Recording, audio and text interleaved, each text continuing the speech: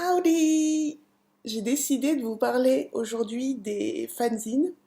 À la base, je voulais faire un article de blog, mais il serait beaucoup trop long, il y aurait trop d'images, et je me suis dit pourquoi pas s'essayer à la vidéo, pour une fois.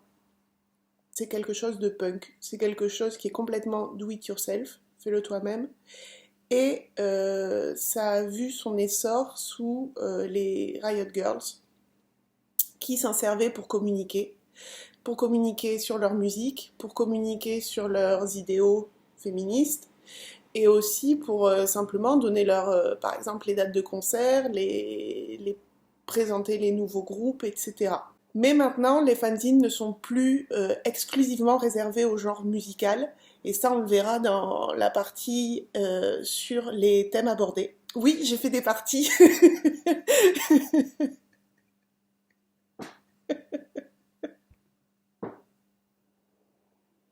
Pardon. J'ai pas l'habitude. Le fanzine le plus populaire est le format A5, c'est-à-dire une feuille A4 pliée en deux.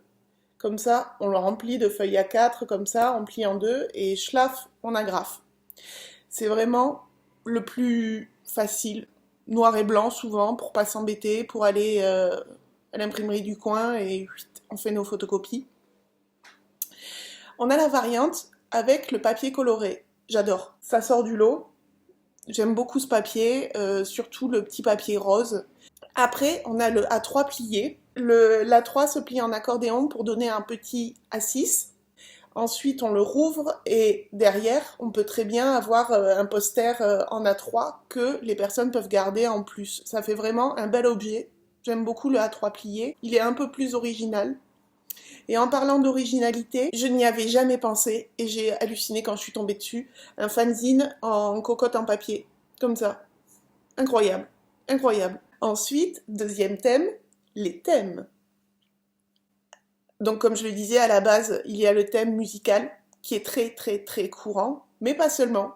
Il y a aussi eu un énorme essor des fanzines BD. Pour se faire connaître, c'est plus facile de faire une petite BD sur, j'en sais rien, 4 pages, et essayer de le distribuer dans des salons exprès, les salons fanzine ou dans des salons BD. Vous pouvez aller sur parler d'une personnalité que vous adorez. Ensuite, il y a vos passions, parler de vos passions. Par exemple, j'ai lu beaucoup de fanzines sur les plantes. Pourquoi pas? Il y a aussi une dessinatrice que je suis sur Instagram qui raconte tous les jours sa journée en fanzine. C'est vraiment sans fin. Vous avez une idée, vous y allez. J'ai fait un autre mini petit dépliant que j'avais fait avec ma fille où elle dessinait sur chaque page et à la fin je l'ai plié en accordéon.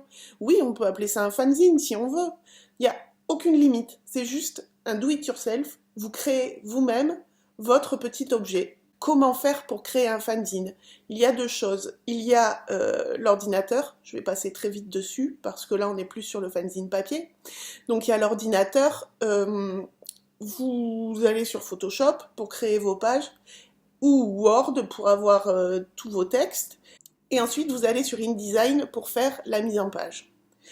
Donc vraiment, je passe vite dessus. Après, vous avez le classique, le do-it-yourself vraiment pur.